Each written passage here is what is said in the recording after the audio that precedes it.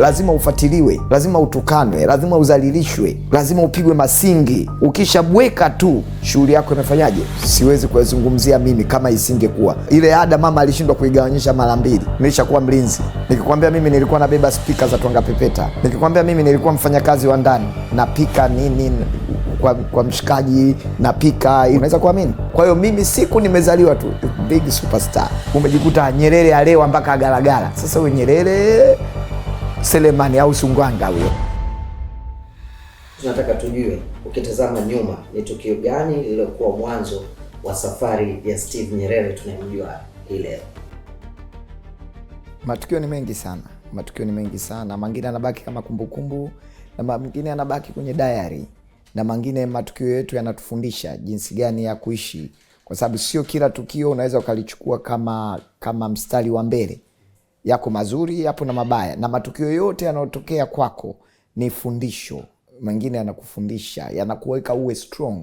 Uwezi ukawa strong bila kupitia ya mbele na ya nyuma. Mbele yako nini kinatokea na nyuma yako nini. Sina tabia ya kukumbuka sana matatizo ambayo ya mbele na ya nyuma. Sina tabia ya kukumbuka. Mimi nawaza nini mbele kinaendelea, nini mbele kitatokea. Usibebe mzigo mzito ambao unahitaji kupunguza na una uwezo wa kupunguza. Kwa mimi kwangu, ukiniambia napunguza na sitaki kukumbuka, inaninyima afya ya akili. Kwa hiyo mimi nafanya ninachokiona mbele, naenda kukabiliana nacho. Lakini kuna yale mazuri ambayo haya yalikufanya ukawa Steve wa leo, ambayo mwingine anaweza kujifunza japo moja. Bidii ya namna yoyote ile, bidii, maarifa, mahusiano mazuri na watu, kauli, ulimi. Ulimi ni moja ya kionjo kitakachokufanya wewe uanze safari yako ya maisha upya kabisa. Mimi kwangu, ukiniambia mafanikio ya maisha nimeyapataje? Mafanikio ya maisha nimeyapata kwa kauli maridhawa. Kwa sababu unaweza ukawa hujasoma, unaweza ukawa mtu maskini kabisa, umezaliwa katika familia ya kimaskini kabisa, lakini unaweza kufanikiwa kupitia mdomo wako. Mdomo wako unafanikiwaje? Cha kwanza, kauli yako ndio mtaji wako. Kauli yako unayoitoa leo ndio mtaji wako. Uaminifu. Watu wengi sio waaminifu, hususan katika rika za vijana. Wana haraka ya maisha, wanataka kuitafuta leo kwa haraka ili waonekane mtaani kwamba wao wamefanikiwa. Kwa hiyo uaminifu unakuwa unapungua. Kwangu mimi uaminifu ni kipaumbele namba 2. Lakini 3, juhudi. Juhudi, sitakiwi kukata tamaa hata kama napita sehemu gani.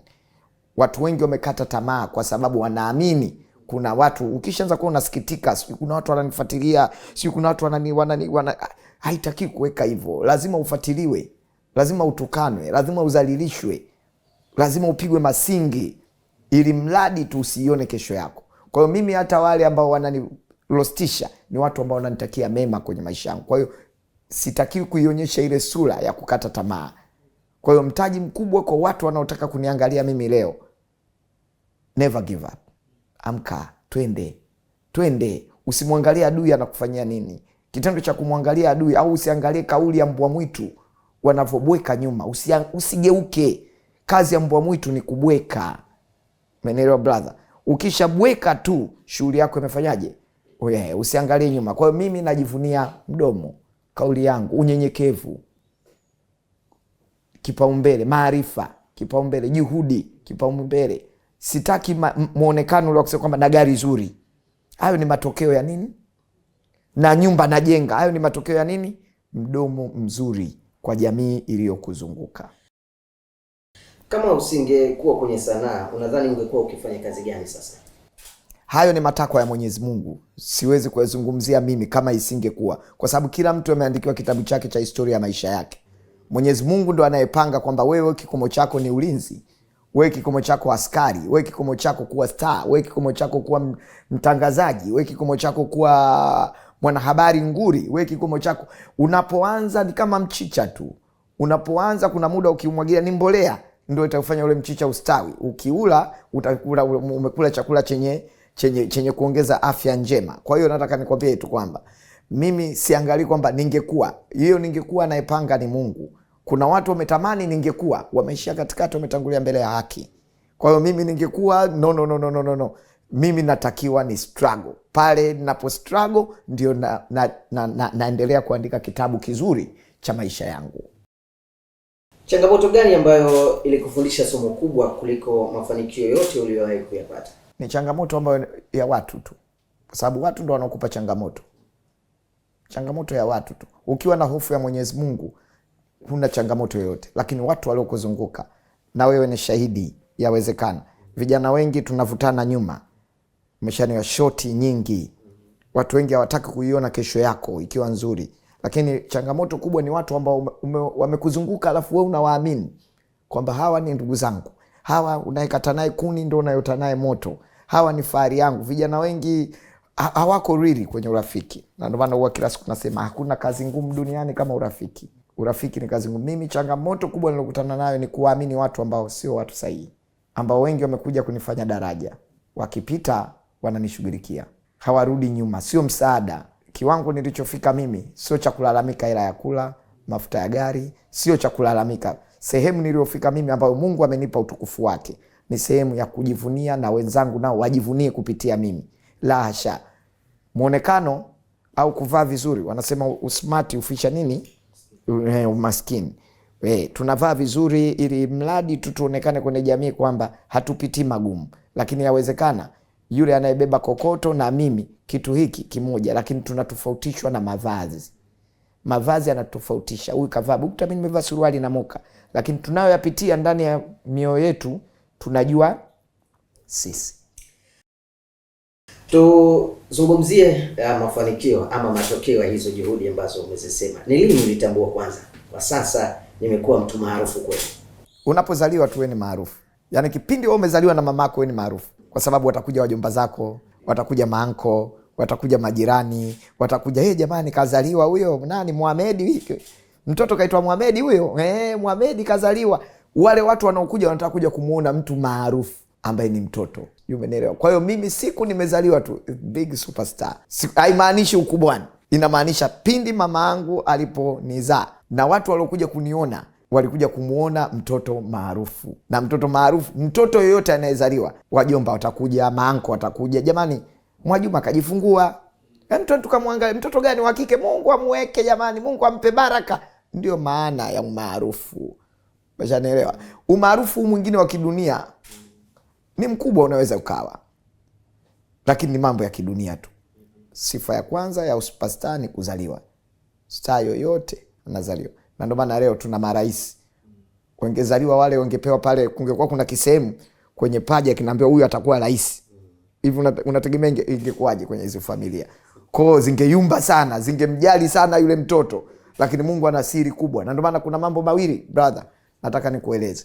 Kuna vitu siri Mungu kaweka bracket. Mungu kaweka bracket vitu hivi siri kubwa: kifo na fedha. Kifo kifo hujui lini utapata. Kifo kipo muda wowote. Hata hapa ukitoka unaweza kufa. Sijui umeelewa? Fedha hujui lini utaipata. Utahangaika, utaona mshikaji wako anafanya dili kidogo tu anapata hela, wewe unahangaika, lakini unaweza kuamka ukaambiwa wewe tajiri. Hivyo vyote vinakuja kwa mamlaka ya Mwenyezi Mungu. Kwa hiyo mimi umaarufu wangu haunipi sababu. Mimi nimeanza kuwa star tumboni mwa mama, kwa sababu nilipozaliwa wajomba, mashangazi, majirani walikuja kuniona. Kwa hiyo huu mwingine huu ni kujulikana tu. Sasa tuzungumzie huu mwingine wa kujulikana. Maana ni sehemu ya juhudi zako ambazo umezisema. Lini kupitia kipaji chako ulijua sasa umekuwa maarufu hapa nchini Tanzania ama duniani kwa ujumla? Ya ni muda mrefu. Historia yangu ni ndefu kidogo. Kubwa sana tunaweza tukaiongelea hapa, mkapata hata mnaita episodes, ndio. Mkapata episode hata 800 kutokana na historia yangu. Ni ndefu mno, hakuna aliyewahi kuimaliza kuisikiliza, kwa sababu nimepita katika nyanja mbalimbali ngumu mno. Nikikwambia mimi nilishakuwa mlinzi kwenye bendi ya Twanga Pepeta Mango Garden, unaweza kuamini? Nikikwambia mimi nilikuwa nabeba speaker za Twanga Pepeta, unaweza kuamini? Nikikwambia mimi nilikuwa mfanyakazi wa ndani, napika nini kwa mshikaji, napika ili nipate ada ya shule, unaweza kuamini? Nikikwambia mimi nilikuwa nacheza disco kwa Macheni na Male Max Makanda, unaweza kuamini? Sijui umeelewa? Nikikwambia mimi nilikuwa nakaa Kaole pale, nasubiri wasanii wa Kaole niombe tu wanipe hata kaigizo kamoja niigize Kaole wakati ule Magomeni pale, unaweza kuamini? Unaweza kuamini? Nikikwambia mimi naingia mtihani wa form 4 naacha kwenda kwenye mtihani ili dada yangu asome. Umeshanielewa? Ile ada mama alishindwa kuigawanyisha mara 2. Unaweza kuamini? Nilichukua akili yangu, nimepitia kwenye mateso makubwa mno, my brother. Mateso ya kimaisha ndio yamenifanya niongeze juhudi na maarifa. Kwa hiyo nilipogundua siku najulikana ni siku ya kwanza nilipoigiza Sauti ya Mwalimu Nyerere ambayo ilikuwa Dodoma. Wakina Max walinichukua bunge la kwanza lile la Mzee Mkapa, mimi nikaigiza mbele ya Mzee Mkapa pale. Mzee Mkapa akatamka kwamba naona tunaye Nyerere wa bandia. Kwa hiyo toka siku ile njia ilifanyaje? Ilifunguka. Umeshanielewa? Na kila mtu mule ndani, nakumbuka miaka hiyo, wewe inawezekana ulikuwa bado mdogo. Nakumbuka miaka hiyo wabunge ndio walikuwa kina Mzindakaya, kina Paulo Kimiti. Mimi ni wa zamani sana. Zamani sana. Brother, zamani mno. Mimi nishafanya kazi Quality Group kama meneja mahusiano wa ndani ya kwa Yusuf, mambo ya Yanga. Miaka hiyo mimi nishakuwa company manager wa Mo Singida gombania ubunge. Miaka hiyo mimi ni package ambayo imekutana na kila aina ya visa, imekutana na kila aina ya, lakini moja ya vitu ambavyo namshukuru Mwenyezi Mungu, nilikuwa najituma ili nijulikane, ili niwe star, ili nionyeshe kipawa changu. Nilikuwa nagawana kidogo ninachokipata, nagawana na wenzangu. Nilikuwa nakaa ghetto, lakini kuna vitu viliniepuka. Mimi sivuti sigara, sivuti bangi. Ghetto zima yani, washikaji wote wanavuta bangi, masigara, afu Kinondoni. Umeshanielewa? Wengine wanakunywa, wakati ule kuna pombe ilikuwa inaitwa chibuku. Umenielewa bwana? Watu wanafanya hivyo vitu. Mimi nilikuwa natoka Magomeni, Kinondoni kwenda mpaka Magomeni ya miguu, nikatafute shooting tu. Napita pale ya miguu, naenda kushuti tu, kutafuta tu nionekane tu. Kwa hiyo hustling yangu ndio imenifanya nifike katika hii ring. Kwa hiyo hii ring yangu mimi ni kubwa mno. Kwa hiyo namshukuru Mwenyezi Mungu kwa hapa aliponifikisha, na hapa aliponifikisha kwa kweli kuna vitu nimevifanya nchi hii vitaandikwa kwenye kalamu ya dhahabu siku ukifa. Bahati mbaya tunasifiwa mtu ukifa. Mimi nimebuni vitu vingi. The first time mimi ndo nilibuni Mama Ongea na Mwanao. Kwanza nilisha kuwa rais wa Bongo Movie, kama unakumbuka. Nikatoka, nikatengeneza kitu changu. Umeshanielewa? Nikabuni, nichukue nafasi hii kumshukuru sana Mheshimiwa Jakaya Mrisho Kikwete. Na Mungu ampe afya njema. Aliniamini. Alinifanyaje? Kuaminika, kijana mdogo ambaye mtu hakujua, afu president wa nchi anakuamini. Sio jambo dogo. Mara nyingi sana tunadharaulika. Inawezekana labda kwa ufupi, kwa kazi yako ya sanaa ilivyo, huyu msanii huyu. Lakini Mzee Jakaya aliniamini. Aliniambia naiamini akili yako, na ninaomba wengine nao waniamini. Najijua na uwezo mkubwa sana wa kuleta tumaini kwenye taifa langu, la kuleta tumaini kwa vijana, la kufungua njia kwa wazee, la kufungua njia kwa bibi zetu na mama zetu.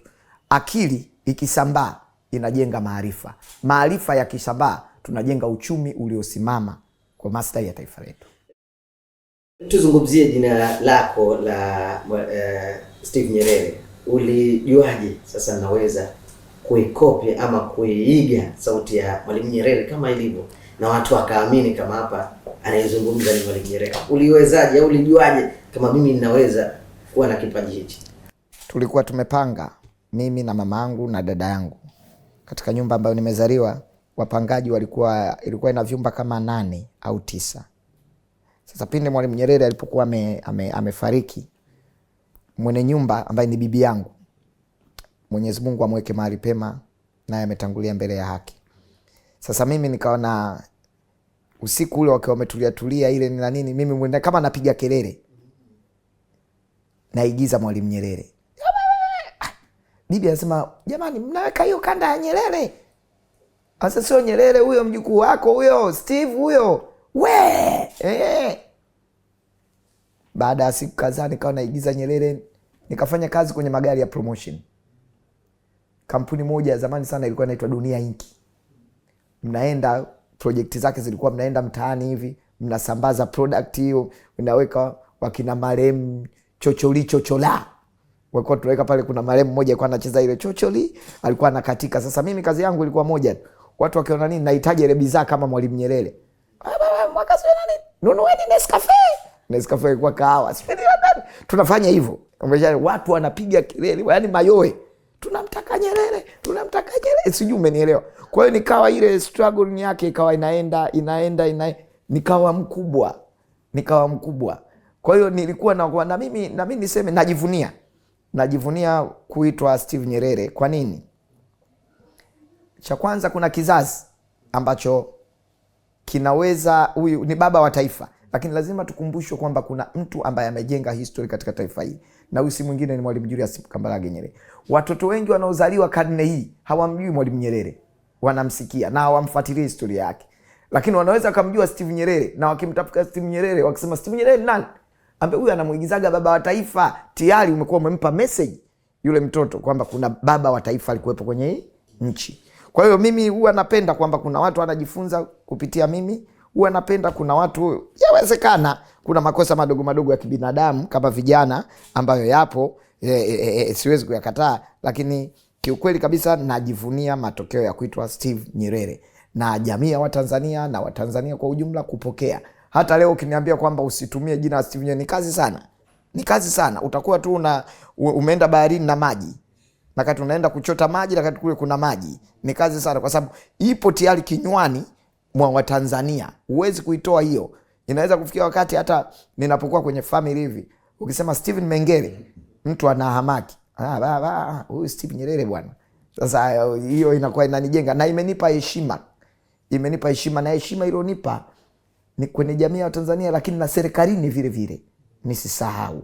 Serikali na waandamizi wa serikali wote, viongozi mbalimbali wanaweza kawa wameiwekea bracket ile Nyerere. Kwa hiyo kama umeiwekea ile, utakiwi kumisbehave vibaya. Unatakiwa ulinde ile heshima ya ile jina, ulinde heshima ya utu wako, ulinde focus ya nini unachokitaka. Usifanye vitu vya ovyo. Umejikuta Nyerere alewa mpaka agalagala. Sasa wewe Nyerere Selemani au Sungwanga huyo. Au sio bwana? Kwa hiyo kuna vitu mimi vina kiasi. Ukikumbuka bibi hichi alishangazwa na wewe. Kidogo aliongea. Cha kwanza sasa, bibi pale wakati naongea kama mwalimu, siku moja akaniita, akaniambia, "Hebu mimi nasikia redio huko ndani." Nikamwambia, "Sio redio, ni mimi. Hebu niigizie." Sasa mimi nilikuwa nikifanya zile pua hivi. Bibi anacheka mpaka anakaa chini. Yaani mimi kionje kibwa au nikikasirika, labda naweza kukasirika jambo, nikanuna kabisa kama mwalimu ile. Bibi anasema, "Wow, unajua una kipaji." Nikamwambia, "Sasa ngoja nikupe na nyingine." Nikaanza kumpa za kina Mlema, za viongozi mbalimbali, nikatengeneza kwa sababu moja tu. Akili ya kuigiza ni ubongo. Ni ubongo unahitaji nini? Unajua watu wengi hawaelewi. Ubongo ukiwa unahitaji kitu, yani kichwa chako kikikubali kukusikiliza, ndio unapojenga kesho yako kubwa. Umaarufu una faida nyingi, lakini una gharama pia. Kwa upande wako wewe unalipa gharama kwa kiasi gani? Gharama zake lazima ukubali. Umaarufu ni mzigo mzito sana. Lazima ukubali engo unayotaka kuishi kwenye umaarufu. Una faida na una hasara. Faida ya umaarufu ni wewe kujitambua unataka nini, na kuutumia vipi ule umaarufu ujitoe kwenye umaskini. Faida ya umaarufu ni jinsi gani una juhudi ya kuendeleza kufanya kile kitu ambacho Mungu amekiweka ndani yako. Faida ya umaarufu ni kutambua ulipotoka, ulipo sasa na unapokwenda. Kwa watu wanataka kitu gani site ili uendelee kuwepo. Usikalili walikupenda mwaka jana. Unatakiwa ukalili kwamba unatakiwa kuwapa bidhaa wateja wako ambao kila siku wakupende. Sijui nadhani. Na hasara mojawapo ya maarufu ni kudhalilika. Kwa kila engo, kutukanwa. Muda mwingine wanaotutukana hawatujui. Wanalisikia lile jina Steven. Lazima ukubali. Nashangaga sana watu maarufu wanapomjibu mtu kwenye mitandao. Ni utoto, ujinga. Yani wewe sio maarufu. Maarufu hana muda wa kumjibu mshabiki. Kazi ya mshabiki ambaye hakupendi ni kutukana. Na kipimo cha wewe kuwa maarufu ni kutukanwa. Na ukishatukanwa unareact vipi? Maana wewe star unataka atukanwe nani? Kuna mtu mimi Sumbawanga ananitukana. Hajawahi kuniona, ananisikia kwenye media. Na mimi namjibu wa Sumbawanga, Ukimtafuta kumbe yuko shamba, lakini amebahatika kuwa na simu, analima. Huyo mtu unamjibu nini? Unatukana naye nini? Kuna mtu maskini ya Mungu ana biashara pale Tandale, anafanya, analima, anauza biashara zake, lakini akijisikia kumtukana Steve Nyerere, unataka mtukane nani? Unataka mtukane? Lazima nitukane mimi ndo am big, mi super. Unapotamka tu super, yani ukisema superstar inamaanisha lazima package kubwa ya kwanza ni kutukanwa. Yani lazima udhalilike. Utavaa nguo mbaya utasemwa. Mwingine mimi nachekaga tu, kione kilivyokuwa kifupi unacheka. Muone leo ataje wewe unacheka. Chawa huyo unacheka. Vyote. Yani huwezi kuwa star ukafanya jema kwa wananchi milioni 70. Watanzania milioni 70 uwafurahishe wote. Haiwezekani. Never brother. Kuna jambo ambalo watu wengi wanaamini kuhusu Steve, lakini wewe unajua hili sio kweli. Ndio jambo ni lipi? Wengi kwanza wanaamini mimi